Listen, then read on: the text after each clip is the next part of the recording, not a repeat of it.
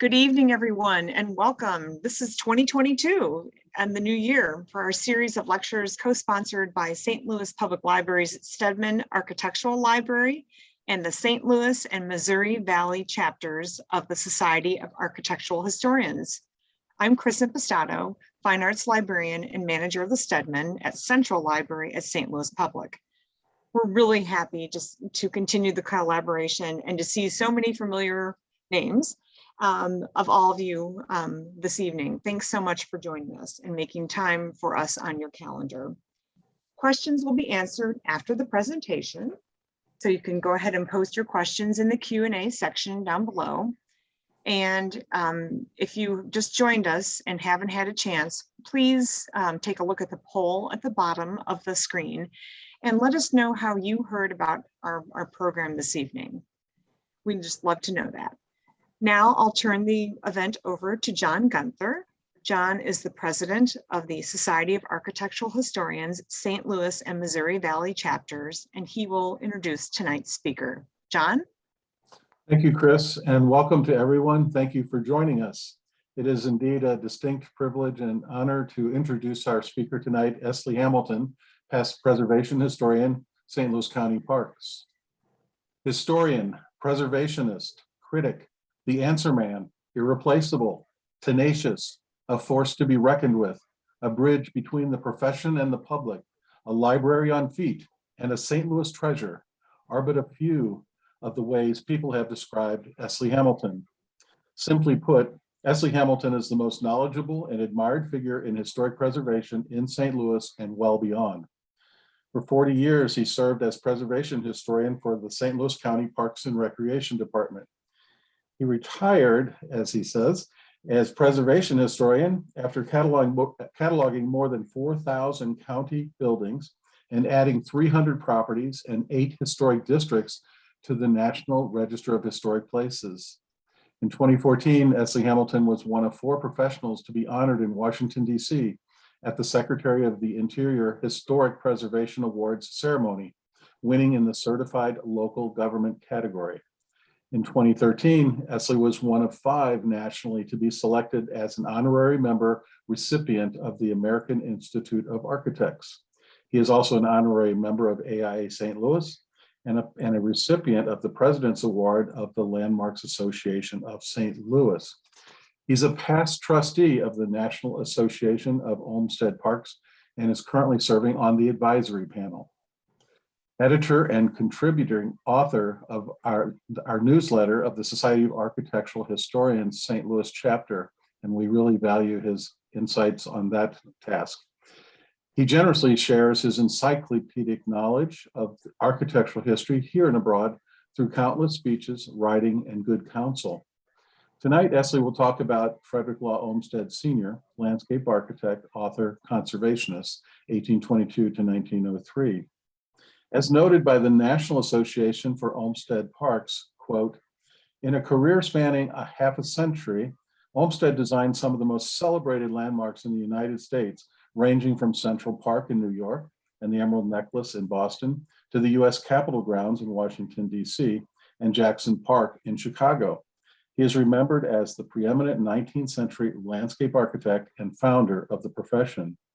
Olmsted gradually developed a philosophy known as communitiveness, exploring in particular the role landscape architecture could play in improving the human condition. In pursuit of communitiveness, a landscape was not just beautiful, it was essential. Parks contributed to mental and physical health, and by so doing, helped to develop the web of connections that make community possible. They were, said Olmsted, the most valuable of all possible forms of public places. Parks for all people was one of Olmsted's guiding principles. Designs by Olmsted and the Olmsted firm heralded modern principles of ecological health, conservation, and sustainability. Far from being a luxury, thriving parks and green spaces are essential to ecological health of the planet, countering adverse impacts of climate change and threats to biodiversity.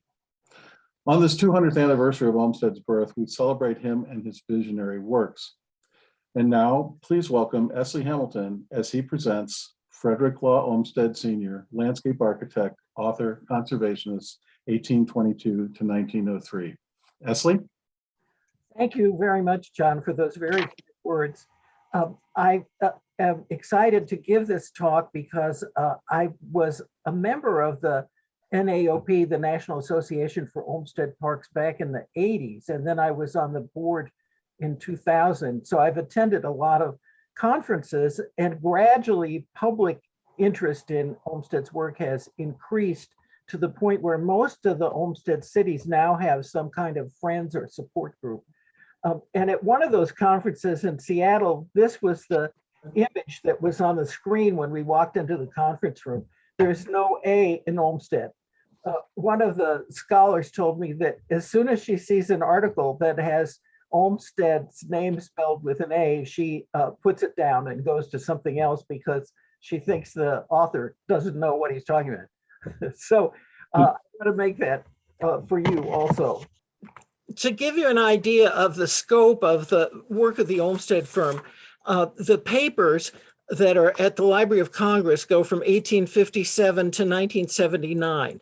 And starting in 1868, they were very fastidious about making a file for every project that they started. And I'm not sure exactly how many projects there are, but in categories, there are 2,000 parks listed, 400 college and upper school campuses, 400 cemeteries and individual monument settings, and 3,300 private estates. Plus there are golf clubs and resorts and entire residential areas and even church grounds, over 100 church settings. This includes Frederick Law Olmsted, who retired in 1896 and died in 1903, but also his stepson, John Charles Olmsted, who lived till 1920, and his own son, Frederick Law Olmsted Jr., who lived until 1957. And then by that time, they had a large number of other distinguished landscape architects on the staff. So there's a huge wealth of material. And as I mentioned, the papers are in the Library of Congress, but the drawings are at his home, Fairstead, which is owned by the National Park Service. And it took 20 years to catalog all the drawings. I think there were 23,000 or something like that. And now the whole thing is online. And if you can find the project number, then all of the papers and drawings are coordinated with that. And that has enabled much restoration of his work all over the country.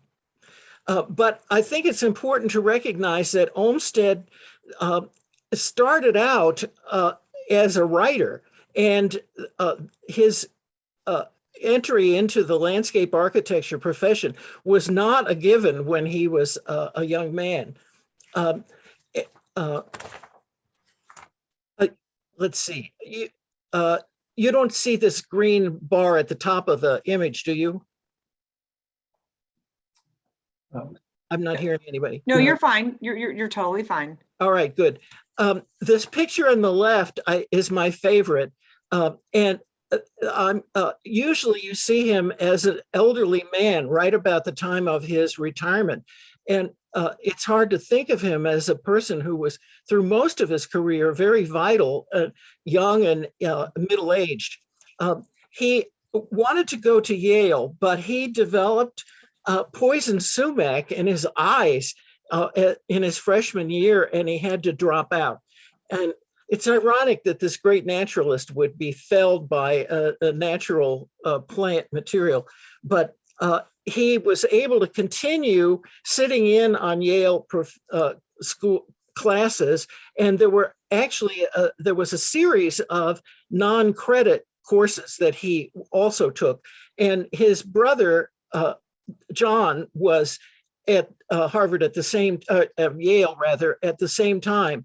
And in this drawing photograph on the right, Fred is sitting on the right, and his brother is behind him with his elbow on his friend's shoulder there. I think John was a couple of years older.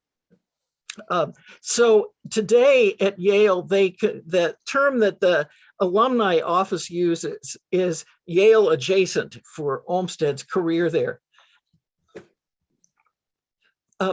After he left college, his father bought a farm for him in Staten Island, and he was born in Connecticut, but because of his father's business, they were living in New York at that time. And he never really intended to make farming his career, but he wanted to study farming and write about it. And he thought that having a farm would be a way to try new techniques and new species of plants and so on. And this house is still standing, but it's in pretty bad shape. And a group has just been formed in the last 5 years to restore it. He called the farm Tossamock Farm. It's in the far south part of Staten Island, which even today has a fairly rural look. And the drawing in the upper part of this slide was actually found in Olmsted's own papers. And it shows the house from the opposite angle of the photograph at the bottom. In pursuit of his interest in farming, he took a long walking tour in England in 1850. And the original cover is on the left. It was published by Putnam's, which was a publishing company.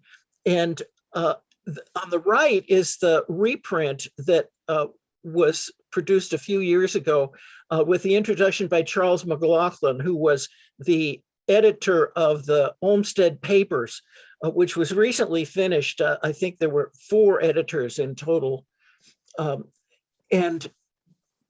This one, it was popular, and not only because of his descriptions of the landscape and the architecture, but he would talk at length to the farmers about how they farmed and what practices were successful and what weren't. But most importantly, the main port of entry in England at that time was Liverpool, and a suburb of Liverpool at Birkenhead, which was on the south side of the Mersey River, Liverpool's on the north side, had just opened a new public park. This was the first park that was built in England for the public and by the municipality. There were lots of other parks that were in urban areas, but they either were private estates that had been open to the public, or in some cases they were built by a philanthropist, like our Tower Grove Park, for the benefit of the public. So this was a hot new tourist attraction to see. And I wanted to show you this plan because it shows how, in some ways, it's very different from most American parks. The open space is surrounded by housing. And this was part of the plan of the designer, who was Joseph Paxton, because he thought that by selling or leasing the land, and in England, they were much more used to having land leases than we are in this country, he could finance the development of the park. And in this particular modern plan, you can see the lots that were actually built on, and most of them still have the original buildings on them. And then the kind of taupe colored area was other undeveloped land, which fortunately was not built on later, but was used for recreational facilities. So the present plan, which is turned at an angle to the one you were just looking at, gives you an idea. The center part of the park is more intensely planted, and the outer part is for playing fields and tennis courts. At one corner, there is a monumental gateway, which is an entrance to the park. In this one, it's the lower left, the lower right corner, the grand entrance. And this is what it looked like. very much following the tradition of the grand private estates. So Olmsted had really a revelation when he came to Birkenhead Park. He realized that people who walked through this gate lost their status, their social status, and they all became citizens of Birkenhead. And this was even more important in England than in the United States, because England had a much more stratified social ranking than we do. But he realized that parks are an instrument of spreading democracy, because everybody who walks in the park is the same. They're all enjoying the park. There's no first class area for the park, no second class area. It doesn't matter what you're wearing or what kind of vehicle you have. The person who designed the park is notable because Joseph Paxton went on a couple years later to design the Crystal Palace, which was the location of the first World's Fair. Now we call it the Crystal Palace Exposition, held in Hyde Park in London. He had been the chief gardener for the Duke of Devonshire at Chatsworth House, and the Duke recognized his value as understanding, first of all, greenhouses, but also architecture. And he went on to design several major other buildings, public buildings. And Henry Shaw visited Chatsworth and met Joseph Paxton on his visit to England. And so that had an influence on the Botanical Garden and Tower Grove Park in St. Louis. This is a view of Birkenhead Park when it was opened. In the 20th century, like so many urban parks, it suffered greatly. And this building, which is kind of an ornamental boathouse, was actually burned out. But starting around 2000, they were able to organize a friends group on the model of the Central Park Conservancy in New York. And now it's beautifully restored. And of course, once it's restored, it's much better preserved by the public also, because they can see the value of it. When the book Walks and Talks was published in 1852, it kind of cemented Olmsted's reputation as an author, and he was submitting articles to many publications during that time, and was actually editing Putnam's magazine for the publisher of his book. There was quite a few publishing companies in New York started their own biweekly or monthly magazines, and some even quarterly.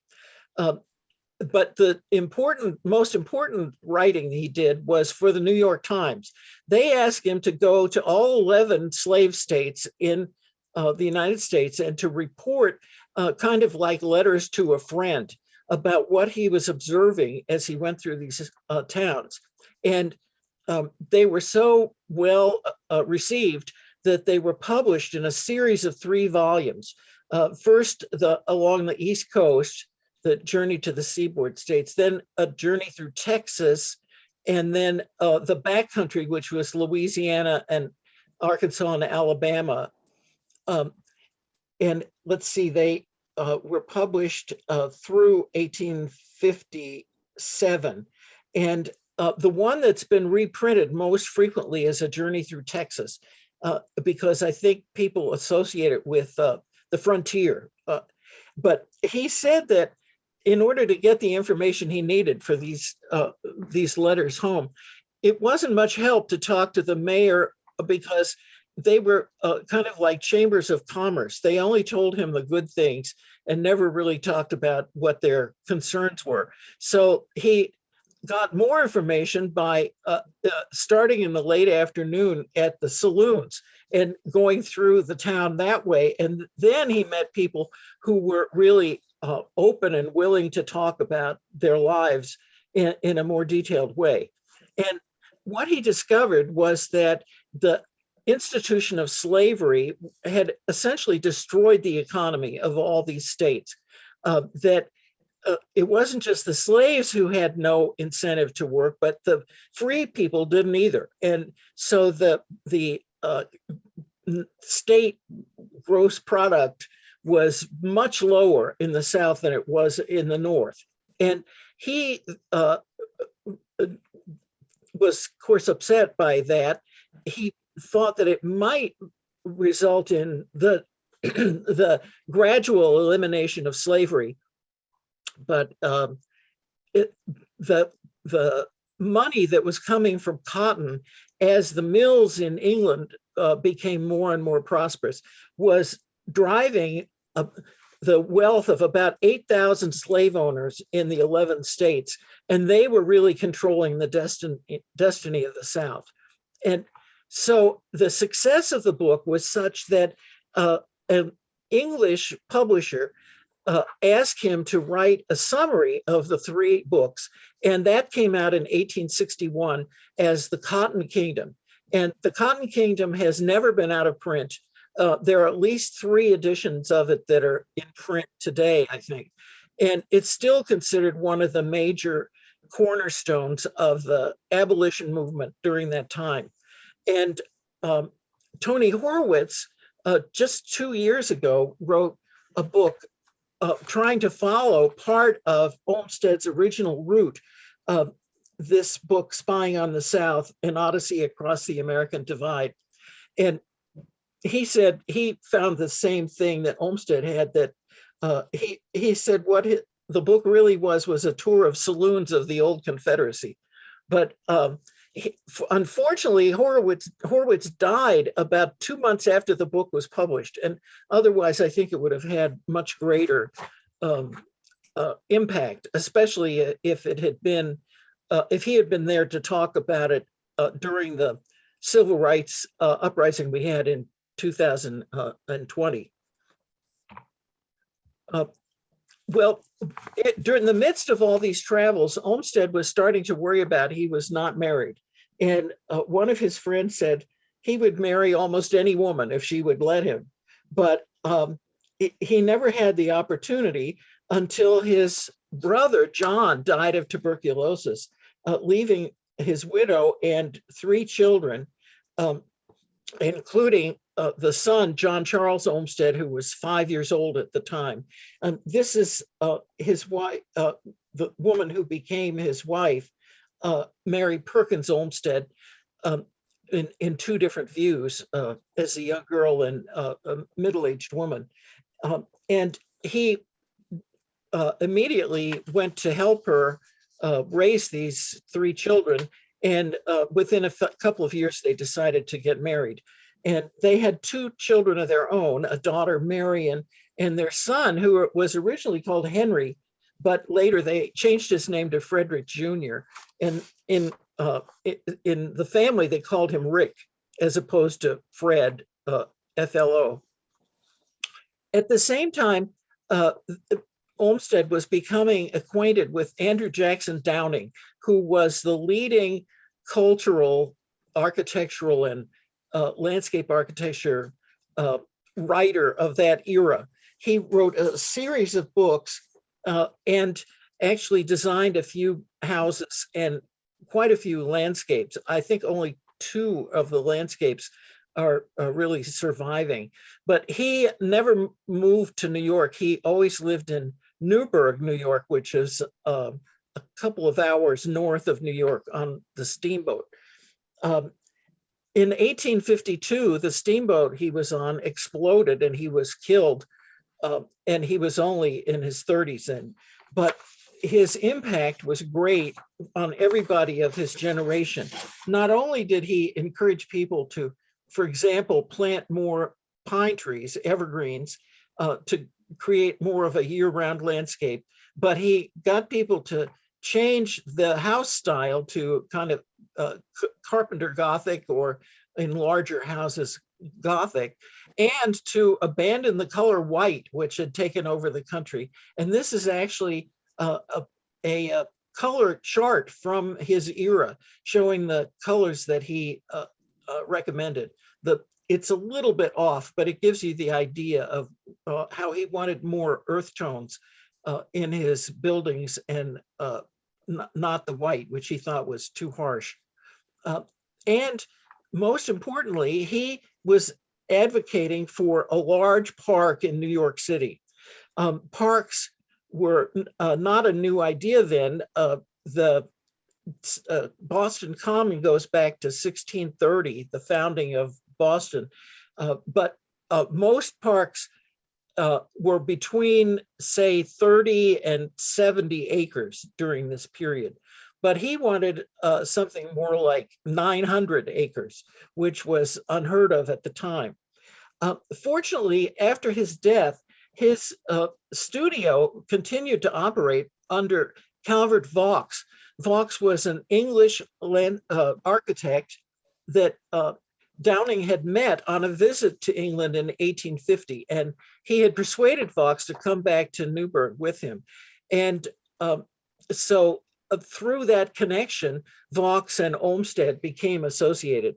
And when the Central Park competition was announced, it was Vaux who persuaded Olmsted to participate with him in the design of Central Park.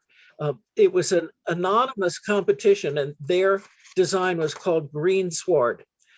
In this slide on the left, you can see that Central Park seems to cover a great deal of space in the center of Manhattan.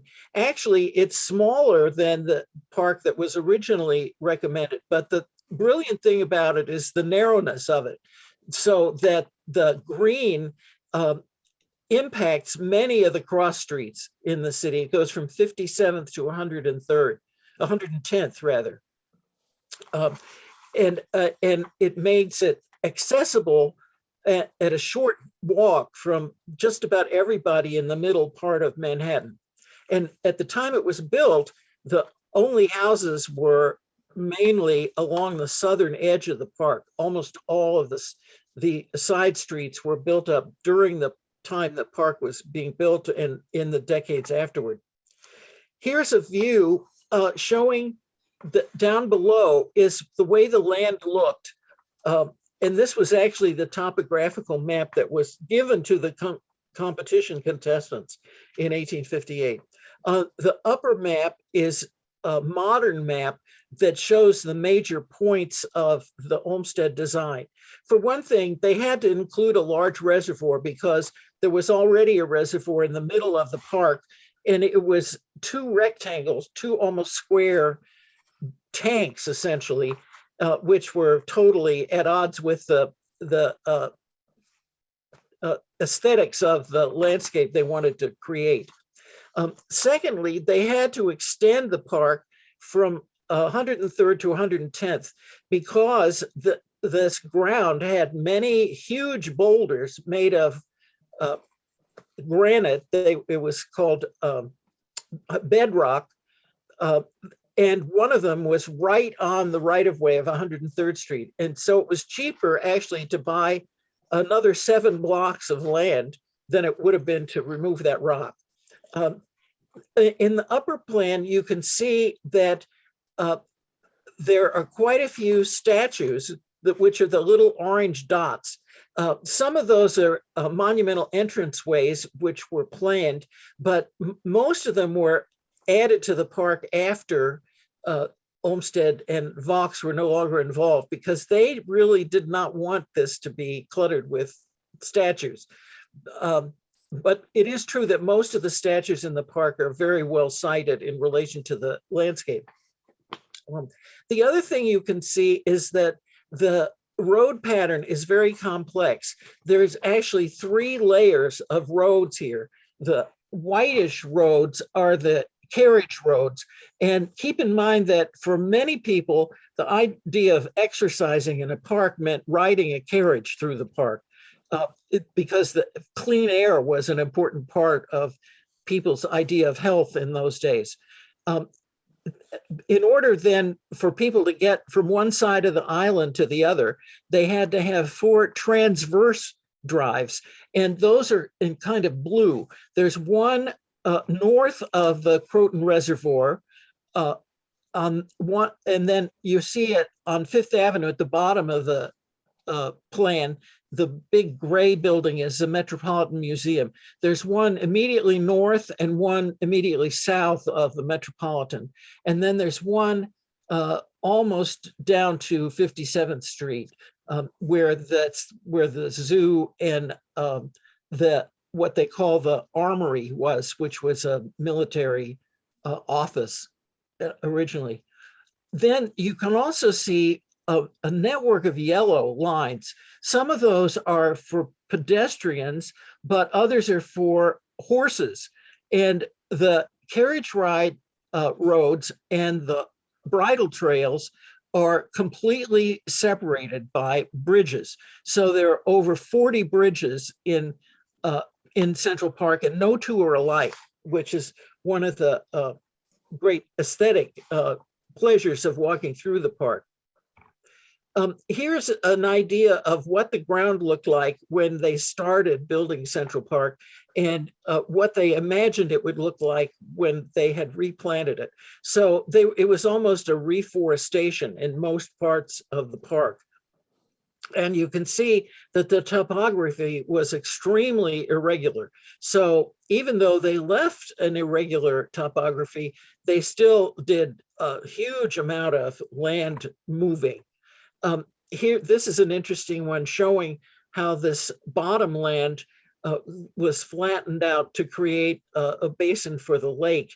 And between the drawing and the photograph, you can see many of the rocks that were on the surface that were mostly left as part of the design of the park. And here's another interesting one. There was actually a little shanty town in the middle of the park, which was removed, and they're doing some research about that now, hoping to mark that site. And this is probably the best view showing how the rocks play an integral role in the landscape of the park. This is a bird's eye view looking from the southeast corner of the park, the corner of 5th Avenue and 59th Street. And the one thing that you can't tell is that at the bottom here, the ground drops precipitously from 59th Street into the park. So even though there's a lake there, it looks like it's right by this road, but actually you could barely see the lake from the street now because of the trees. It's in a completely different level. The major formal portion of the park is the mall, which is a double row of trees leading up to an overlook of the main artificial lake. And that still remains the most famous part of the park today. And this is the same mall looking from the north back down toward Midtown. And you can see on 59th Street, there's a little row of trees that look like they've just been planted. This double staircase was one of Vaux's major architectural accomplishments. And he worked with an architect named Frederick Withers and with several other architects who were prominent in New York at the time. This is what that overlook view is today. And the fountain is called the Bethesda Fountain. You've seen it in many movies, I'm sure. And here is on the left is a kaleidoscope view of the staircase, and the carving on the staircase cheek there, you can see is very ornamental. And this has been beautifully restored in recent years. Here's a view of the mall, which has quite a few of those statues I mentioned. And here's the same view from the winter. And this was part of the design of the park. They wanted people to use it throughout the year, not just to see the summer flowers. Here's some views of how the transverse drives worked. And in this case, there's a farmer driving a herd of sheep through the middle of the transverse road. And you can see how the landscaping on top of the arch hides it completely from the people who are in the park. It's actually very difficult to find a place where you can see down into those transverse roads from the inner part of the park. Here's an example in the winter. You wouldn't see it in the summer at all. here's an example of the bridal trails, and you can see in contrast to the walkways, they are not paved. They're left kind of gravelly. And this has been a problem in recent years for the Central Park Conservancy because the last stable in Manhattan closed a few years ago, and they've had difficulty subsidizing other places to keep horses available for use in the park. And here's another view with the carousel building in the distance. And there's actually a carriage on the carriage drive there. This is one of the most famous Vaux designs. This is a cast iron bridge, and here's what it looks like today. And this is the longest bridge, the Bow Bridge, which has the most beautiful arch design, I think. And across the lake on the left, you can see the Dakota Hotel, which is apartments, actually. It wasn't the first apartment building in New York, but it was the first one that made living in apartments seem like it was something to aspire to. And this is actually a replacement from the 1880s for a wooden bridge that was in this location. You can see it looks a little more Richardsonian than the original bridges. And then in the north of the park and at the far south end that I pointed out earlier, there are areas of the park that are completely natural looking, even though they were all artificially built. And you can see a stone bridge and a wooden bridge that are designed specifically for that landscape to make it look rustic. Among the larger buildings that were in the park, this is the Belvedere, which opened originally in the 1870s, and it was designed by Vaux. And this is not the main large pond, but another one called Turtle Pond. And this has just recently been restored, and it still has the weather station. The temperatures from Manhattan are taken from that tower on the left. And this building was originally built as a dairy. They thought that would be helpful for the city children to be able to drink milk there.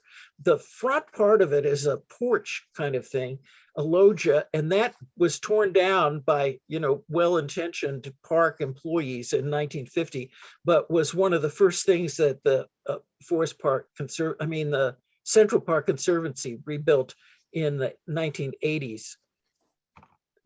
And this is a great example of using those rock outcroppings to have a pavilion right on top of it. And it's partly a pergola for vines, and partly it's a place to play chess. And this pavilion, which is wrought iron, was called the Ladies Pavilion. And this view here shows the way it looked when the Conservancy took over. You can see how the ground is eroding away from around the pavilion. And this is the way it looks now. It's startling to see a blue building in a park, but that's it. Well, by the mid-60s, much of the work was completed in Central Park, and Olmsted was tired of arguing with the superintendent over what they should do.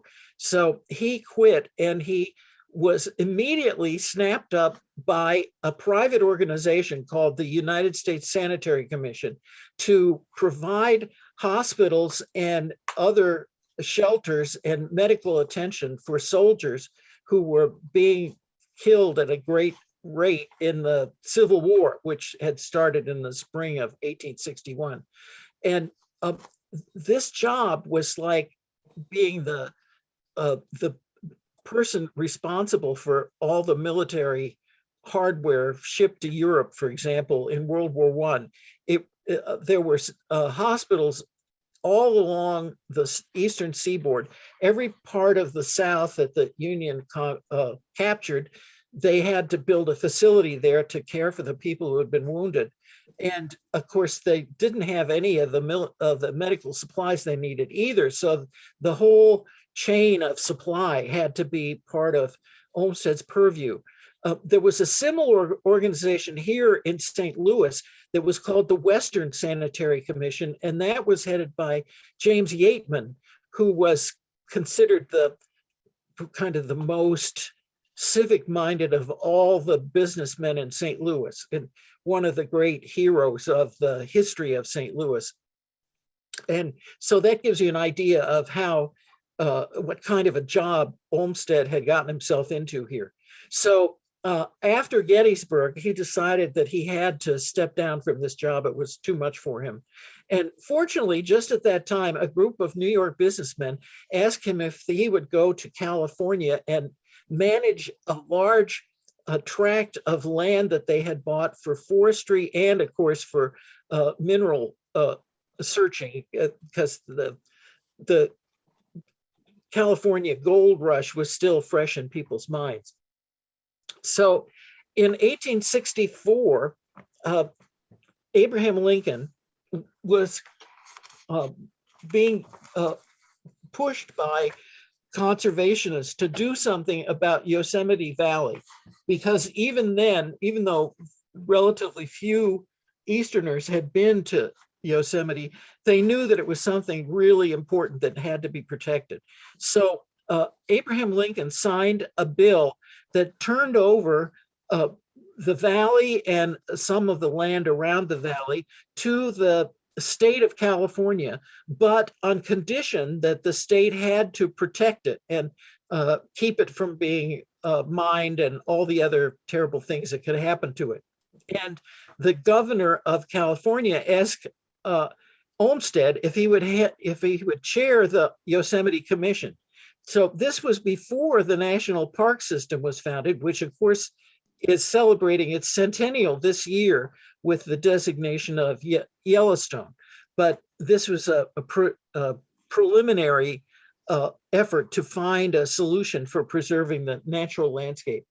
And this view is actually from a location called Olmsted Point. And this is a great picture that shows the Yosemite Commission meeting and having a picnic out in the land. And Olmsted is the second person from the left in this view. There you can see him. He already, as you can see, had already gone bald, and he was only in his early 40s then. So this was a great experience, and his writing about Yosemite helped to move a movement toward the national park system along. Of course, we were the first country in the world to have a national park system.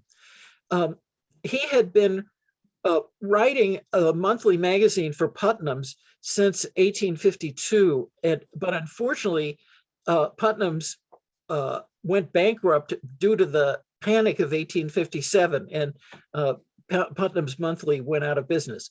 But after the Civil War, the magazine The Liberator, which had been the chief vehicle for the abolition movement, decided to close, and the people who had supported that asked Olmsted if he would help them found a successor to The Liberator. And so they opened The Nation, and this is the first page of the first issue, Thursday, July 6th, 1865.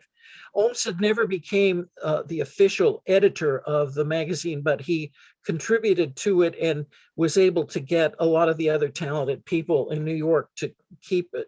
And it's still being published today. It's the oldest magazine in continuous publication in the United States. But just at the same time that he was offered the editorship of The Nation, Calvert Vaux contacted him and said the city of Brookline, which was independent of New York City at the time, up until 1899, was having a competition for a central park of their own, which would be called Prospect Park. And wouldn't he like to work with Vaux on a design for that competition? So he agreed to do that. And that was really the beginning of his full-time work as a landscape designer. And many people think that Prospect Park is even greater as a work of art than Central Park. And it also has a very active citizens group that has helped to preserve it. Even though it's only about 2/3 the size, it's about 620 acres, whereas Central Park is officially 843 acres. By contrast, our forest park is 1,300 acres. So that means it was 50% larger than Central Park. The Prospect Park has quite a bit changing topography also. The part to the, and it's difficult to orient yourself in these maps because north is to the right in the both in this map, but the northwestern part of the park site is considerably higher, which is where the name Prospect comes from, the view. And then it goes down through the wooded central part of the park to a lower area that has a large lake and a music kind of an outdoor amphitheater. And this was really deteriorated before the Friends group took over even the landscape part of it. But I want you to look first at the Long Meadow, because on the map, this looks like it's one landscape, but if you're there, it's quite deceiving because you can't see from one end to the other. It seems like it's going off into infinity because of the curve. And that was an idea that they stole from Capability Brown, the 18th century English landscape architect, that was a way to make the landscape look larger than it actually was. Here's an aerial view kind of turned the opposite way from the other view. The northwest part is this part here, which is the Grand Army Plaza, which was their official formal entry. On this side, and this is called Prospect Hill here. This is a very fashionable residential area. And the original property that they bought for this park still has the original house here, which you can see here. I'm going to go back though. And there are quite a few children's things and other facilities in this area. There's a natural woodland here that you can walk through, and then the lake down here. And on the other side, this was like an addition to the park, and they've been able to put all their baseball fields over there. Not all, you can see them here too in the bottom part of the meadow. This is a house from 1857 by A.J. Davis and Alexander Jackson Davis, who was another member of this group of progressive architects. Here's the gate, which wasn't completed until almost 1900, but really quite lavish, a miniature version of the Arc de Triomphe in Paris. And here are two views of panoramas of the Long Meadow, which shows you how spacious it looks. And this is a bridge across a boating house, which was added in 1910. And then on the left is, on the top rather, is the boating house lake, and at the bottom, the music stand. And here's the woodland. It was called a ravine, which was restored in 1995. That was the first big project. And most people didn't even know that this was there because it was so overgrown. In 1870, the Buffalo park system was started. They were getting on the bandwagon with all these other progressive towns. And they called Olmsted and Vaux in to design not only a park system, but some fashionable residential neighborhoods also. And this map, which looks like it's showing the whole town, is actually only showing the north half. The downtown is in this part here. And this is a plan that goes back to about 1810. It's kind of neoclassical. And the Lake Erie is here. But this looks like it was a fan that was passed out at a public meeting or something, but very unusual design for a park plan. But you can see that not only do you have a range of parks, this is Delaware Park, and this is the parade, but they're all linked by avenues. And this was an innovation that Olmsted sought for the rest of his life. He always recommended parkways, which is a term that he coined himself, to be added to park systems to link the green spaces. This is called the overlook, and we'll see this the front. It's called. We'll see this also in greater detail. And then notice the three circles here. This neighborhood, which had already been platted, and then this neighborhood at the top, which was laid out from scratch by Olmsted and Fox, still are the most fashionable parts of the city of Buffalo. And the great Martin House was built just north of Delaware Park there, that by Frank Lloyd Wright. Here's a view of Delaware Park, two views as they look now. This was the way it looked at the time of the 1900 World's Fair. And a lot of that neoclassical architecture was added to the park at that time. There's a garden, a cut flower garden, and here's one of the circles. And the Buffalo Olmsted Alliance has restored many of the avenues of trees in the parkways. And you can see those here. See, all the trees seem very young by comparison to the design date. And actually, after this picture was taken, these trees were all blown down in a storm and had to be replanted. And here's the terrace. This part here is an overlook over the Lake Erie. And it's the far end of the Erie Canal, which started at the Hudson River and went the whole way to the Erie. And unfortunately, the big bridge that you've been reading about that had all the trucks parked on it, one of them was right there, right next to the front. But they also did a plan for the American side of Niagara Falls.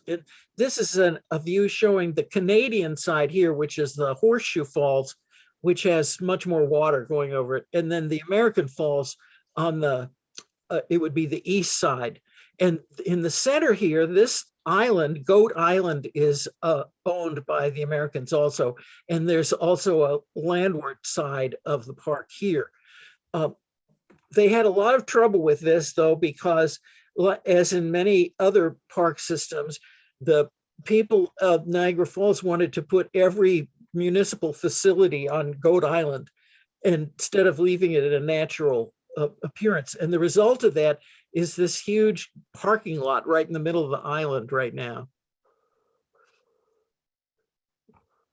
The first really influential residential neighborhood that was designed by Olmsted and Fox was Riverside, outside Chicago, just outside the city limits, but still in Cook County. And this is just north of Interstate 55 as you're driving up to Chicago today. And it includes this bend in the Des Plaines River, which is a prairie river that's almost flat. And after Riverside, they created a regional park district that controls most of the land along this river. But they never did develop the western part of this plan west of the river. But the east part is very well preserved, and it centers on the railroad station, which was right at this corner here. And you can see that here. The water tower is by William LeBaron Jenney, who's well known as the first architect to design a steel frame skyscraper. And the public school and library are the buildings on the bank of the river there. The downtown still has its original buildings, including this block of stores, it's called. And this was designed by Frederick Withers, who had been working with Olmsted in New York also. And this has just recently been restored. And if you come to the Stedman collection, we can show you the new book we just got that has all the plans for this building. Chris can talk more about that afterward.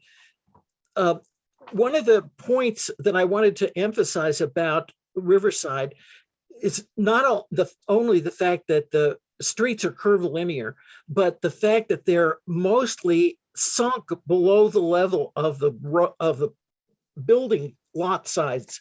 And you can see that here in these steps. This is actually going up to a park. So the steps never went to a house, but the whole neighborhood is designed like that. And the effect of it is that if you're looking out the window of your house, you barely see the street. It looks like it's all green. So the idea of herbs, what's the Latin term? Herbs and roots or something, a city in a forest, it really, you can see that in reality here at Riverside. In 1870, they were invited to do the landscaping of the U.S. Capitol in Washington, D.C. And the dome of the Capitol had just been finished in 1864. The present House and Senate chambers had been built in the 1850s. So the building was much larger than it was originally intended to be. And they had to take in quite a bit of land that originally intended to be for houses and shops.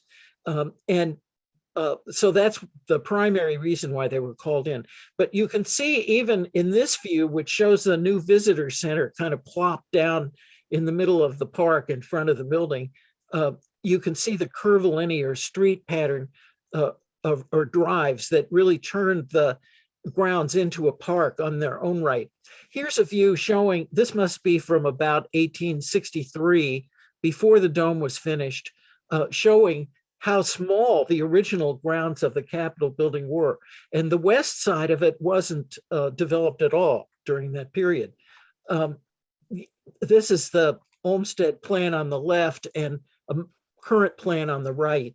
And you can see the general design was followed pretty closely. And here you can see it looking to the east. This is the west side of the Capitol where the inauguration takes place today. And you can see that there's a terrace built all around the building here. This was Olmsted's idea to keep the building from sliding down the hill.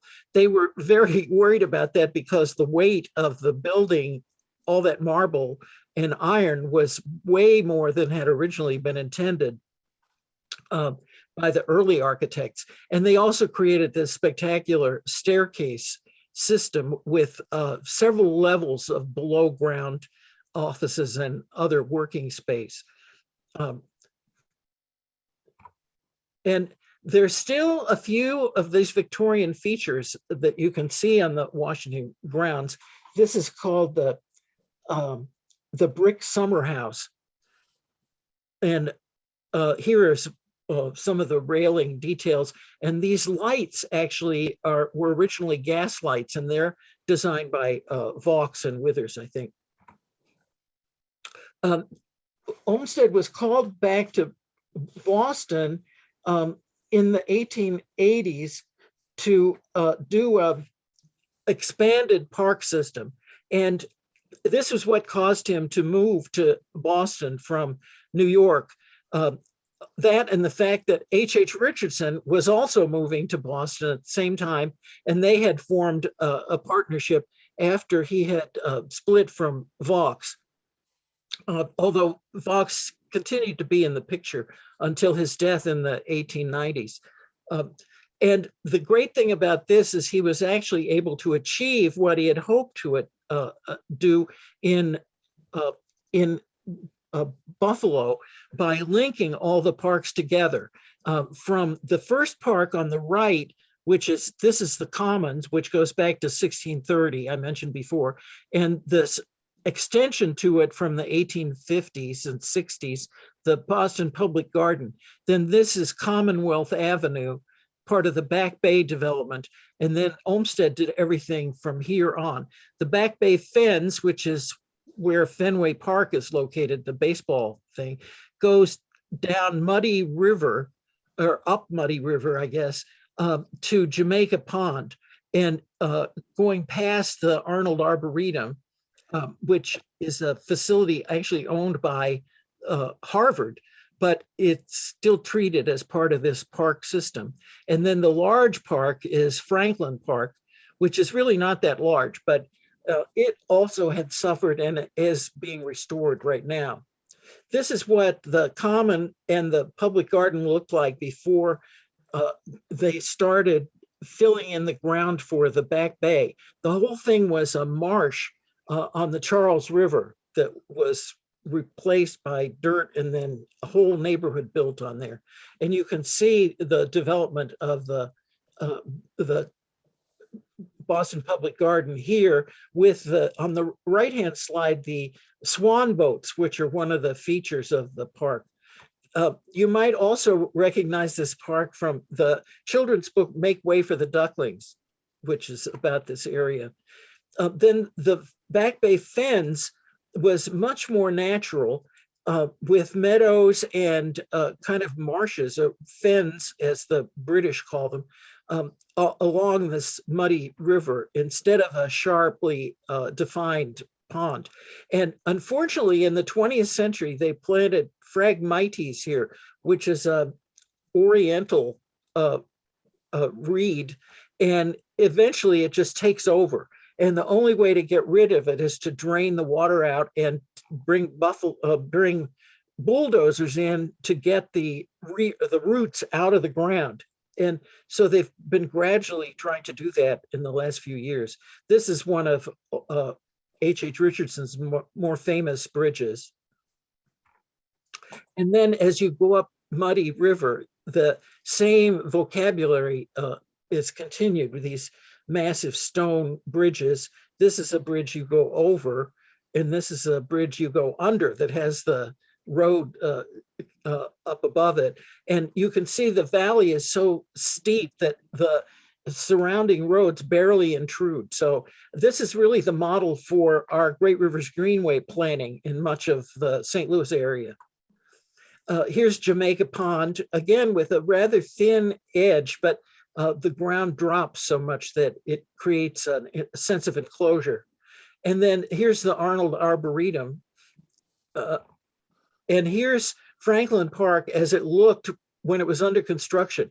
And I love this picture because it shows you even what looks like a natural field had to be regraded in order to control the drainage and the rest of it.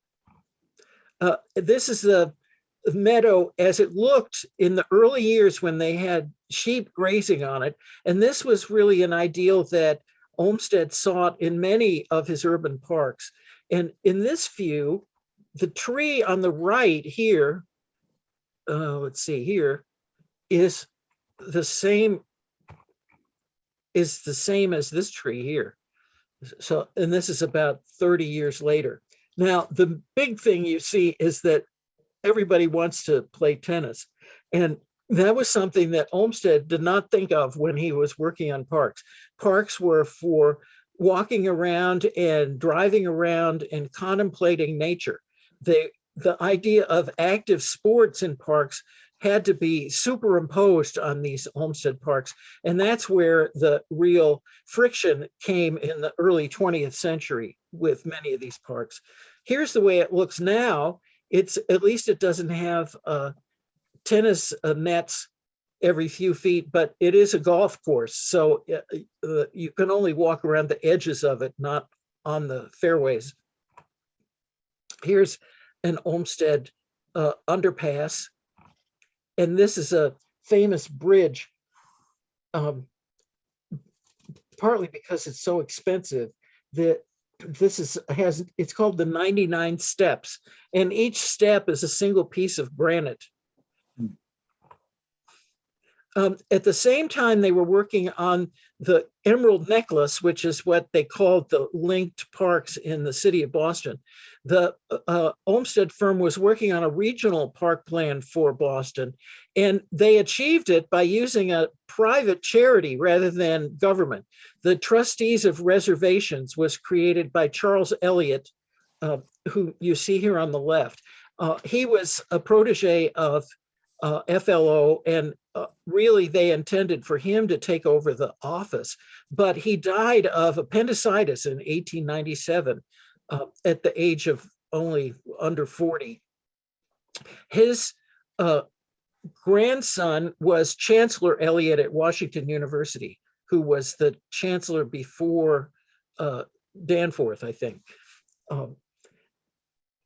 And you can see how much they achieved in the Trustees of Reservations by comparing the map at the top, which is from 1892, and the one at the bottom, which is from 1902. And all that land is still there, and they still occasionally buy new pieces of land. And one of the great things about it was they bought the land at the tops of the hills. You can see Middlesex Fells, and at the bottom, the hill, Blue Hill Reservation. That meant that there was greenery in the distance, even if you were living in a densely built up area. Belle Isle in Detroit was a fantastic opportunity to create an entire island park just off the river of Detroit, the Detroit River, and a little bit north of central downtown Detroit. Olmsted made their original plan, which they more or less followed, but he didn't really have time to work on it, so he turned it over to some other people later. This recently was taken over by the state of Michigan. Here's his plan on the left. He wanted a large straight mall running down the spine of the island, and then woodland at the north end. And the woodland is still there, and the perimeter road is still there.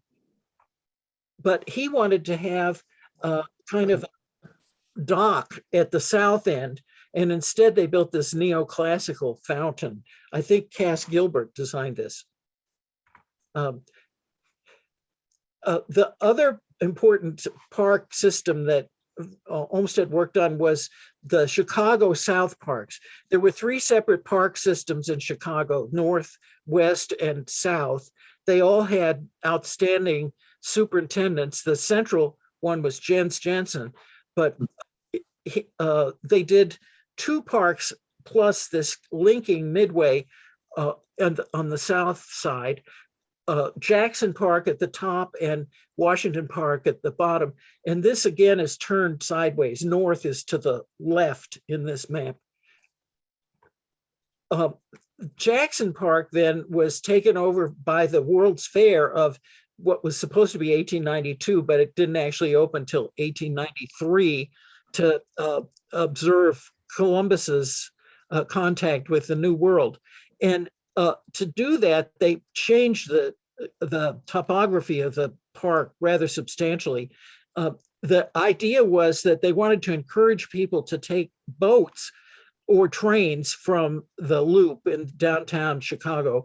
And so they created a wonderful vista sequence of classical spaces from the boat pier, which is here.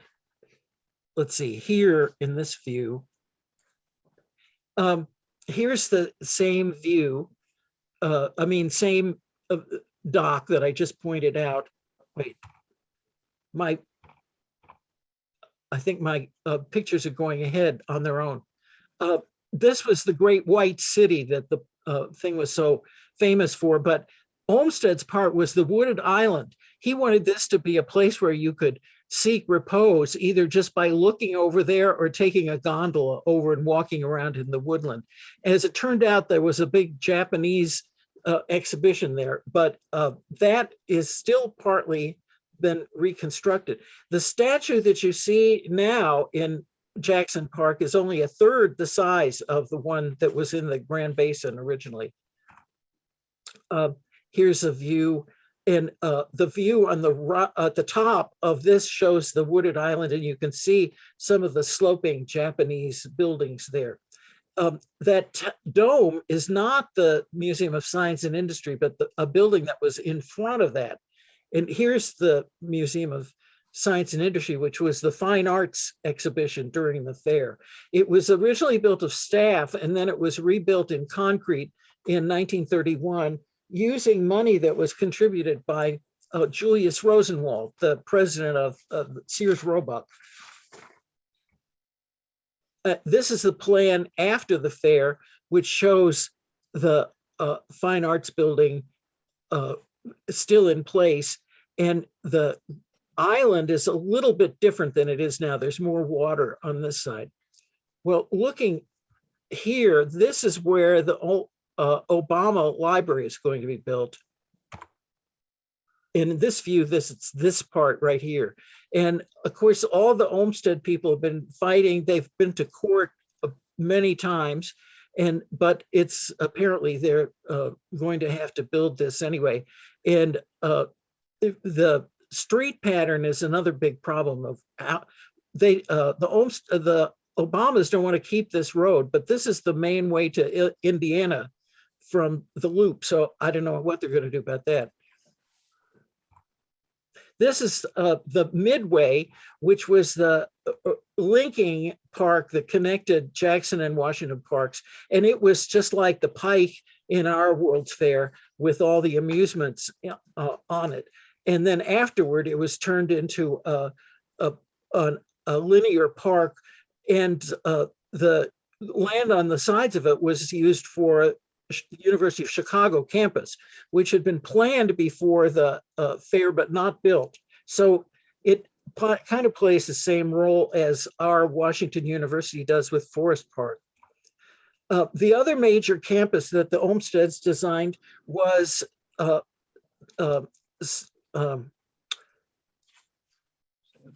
Stanford University in Palo Alto, California. This was a huge estancia, a farm, or really a ranch that Leland Stanford and his wife Jane had purchased. And then they decided to found the university as a memorial to their son who died at an early age. So it's really Leland Stanford Jr. University. And Olmsted wanted the surrounding landscape to be, as in this telephoto view, the way the surrounding hills are. But of course, Jane, who was from New York State, didn't understand why they couldn't have acres of lawns instead. So they have kind of a compromise. There's a lawn immediately in front of the quadrangle, and then there's more natural planting in the other parts of the campus. The quadrangle design was also done by Olmsted with working with Peabody and Stearns, a Boston firm that he worked with frequently. And it's actually two quadrangles. If you can see, there's an arcade on the inside, and then there's an outer row of larger buildings facing to the outer landscape. And it's almost perfectly preserved, except originally there was an arch over the main entrance, and there was a tower on the church. And both of those things were destroyed in the great earthquake of 1906 and never replaced. I mentioned they were 3,300 private estates designed by the Olmsted firm, and nobody has ever been around to see all of them, but there are quite a few that have been restored in recent years. And he did three properties in St. Louis. One of them was a house on Vandeventer Place for Henry Clay Pierce of Pierce Oil Company. He also designed the summer house for Pierce in the North Shore of Boston. And didn't pay the bill, which led to a court fight. But unfortunately, the Pierce property was torn down in 1948 when the Veterans Hospital was built. But his second project was for Davis, John T. Davis, who owned a large dry goods company at the corner of Washington and Broadway. And this was the biggest and most expensive house built on Westmoreland Place. It's built of granite, for one thing. The firm who designed it was Peabody and Stearns of Boston, but with Pierce Ferber, who was the partner in charge here in St. Louis. Unfortunately, Davis and Ferber died in 1892, and they canceled the order for the plants. However, it's now that the correspondence is all available online, we discovered that Mrs. Davis decided to go ahead and finish the house, and including the landscape. And so she had the order reinstated. And this is what the plan was intended to look like. The only thing they didn't build was this rose garden here. But of course, now all these plants have been superseded. But anybody who wanted to could come back and reinstate this whole thing, because all the plants are listed on the order form. The third property that they did here in St. Louis was for David R. Francis. And this was on a site on the north side of Maryland Avenue, west of Newstead, immediately behind the new cathedral, which had just been, I think they just bought that land in 1896, and this house was built in 1897 by Eames and Young. The thing you can't see, except for this little tiny cupola here, is that there's a dome on this, and it's really inspired by the Villa Rotunda and by Andrea Palladio, and it was deliberately designed to entertain heads of state and other prominent people who came to St. Louis for the World's Fair. And unfortunately, after the fair, it cost so much to keep this house up that Francis never lived in it again. He moved to Ellenwood in Clayton, and he died there in 1928. And the house then was torn down a little bit later, but it was replaced by a convent, which is now still offices of the St. Louis Archdiocese. And the whole landscape, and including the garden wall, is still the original one from the house. And a lot of people don't realize this, but Isaac Taylor designed the wall here. It's similar to other works of his. And of course, they had been working hand in glove on the design of the World's Fairgrounds. And in the correspondence, David Francis calls him Ike. Of course, Olmsted's biggest residential project was actually the biggest house ever built in the United States, the Biltmore House in Asheville, North Carolina. They started in 1888, and there was 125,000 acres. Keep in mind that 640 acres is a square mile. So this was miles and miles of Western North Carolina landscape, but it wasn't all pristine. Much of this had been farmed in the early 19th century and abandoned because the ground was so rocky. So there was a great deal of forest reclamation here. And a lot of people point to this as being the origins of the National Forest Service, founded by Gifford Pinchot, who was a consultant here. It was designed for George Washington Vanderbilt, the fourth of the four sons of Frederick Vanderbilt, and probably the richest men in America. George Washington only had one child, so he had plenty of extra cash to spend, and he used it on the house, which was by Richard Morris Hunt, and this incredible landscape. Here's an old map of it from 1896, and the town of Asheville is over here. They actually built a residential neighborhood right at the entrance to the property, and the house, which you can barely see here, is just this part here. And to give you an idea of the scale of the ground here. This is the original gatehouse on the south edge of the town of Asheville. And this is one of the drives leading up the side of the hill. Here's a closer view showing the esplanade, the main vista that you see as you come up that hill to the house and this is toward the vista. And then to the south, there's a formal garden. And then beyond that, there's a lake. So here's the vista looking away from the house. And here's looking across the formal gardens to the valley, which is mostly part of the property. This little building is called a tea house, the one in the upper left corner of the photograph. Now here's a view that's very interesting. Up here is the terrace where the tea house is located.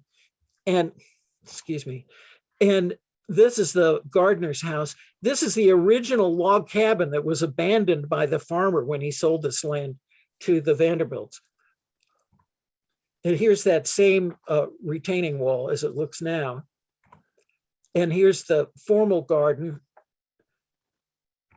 and the lake with the bridge designed by Olmsted's office. And then as you get down closer to the river, you have these meadows opening out. And this is a painting by John Singer Sargent that was made at Biltmore at the time that Olmsted was working there, standing there with, I guess, mountain laurel, which the woods is full of. And this was really his last great work. Many of his other works were completed by his sons. And I want to end this talk, if I have a minute or two left, to talk about his home in Brookline, Massachusetts, which is now Frederick Olmsted National Historic Site. This house dates from about 1790, I think. But over the years, this is the garden side. This is the entrance side. And just to the right of this is the entrance to the offices. And these are the young men who worked in the office. And it was very informal in a residential neighborhood. And they kept that office into the 1970s. And this part here is off to the left is still part of the garden. This is a view of John Charles Olmsted, who worked for Washington University and the Missouri Botanical Garden. Here's Rick Frederick Olmsted Jr., who built Palo Alto. The southern Los Angeles area, and he moved there in his later life. And here we'll end with a view that we're all familiar of, with Frederick Olmsted as an elder statesman. Thanks so much to everyone. We will see you next month, hopefully. If you have any questions, you can always reach me at finearts@slpl.org. Esley, thank you so much for a great evening. Thank you. And we'll see you all next month. Good evening. Thank you very much.